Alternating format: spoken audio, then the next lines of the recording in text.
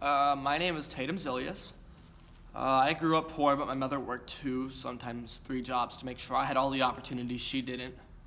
After graduating high school as a salutatorian, I started to study business.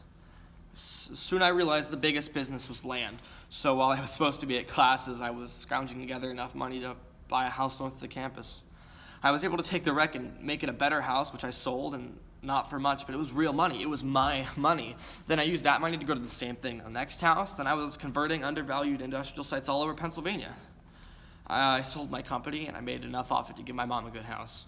After a while, and out of the real estate business, I began to turn my attention to giving back.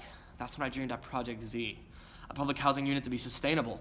I worked with the mayor's office in Philadelphia to get Franklin's trends. It went terribly wrong when we were putting on the roof and the wind picked up from a tropical storm that was in the area, and one of the squatters who was trying to sabotage the construction came in.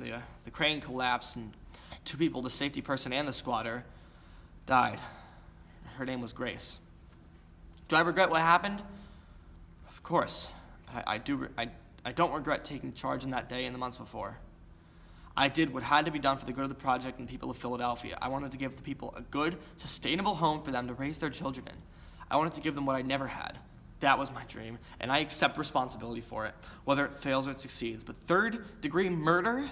Are they out of their mind? I followed every rule, and the ones I didn't, I paid the mandated penalty without uttering a word of protest. I never, ever wanted to hurt anyone, and ask anybody who worked in that site, they'll tell you. Nobody cared more about them, or did more for them, than Tatum Zillias. Grace's death was awful, but that squatter, he ruined everything. He destroyed that crane, that roof, Project Z, my vision, and the dreams of hundreds of families.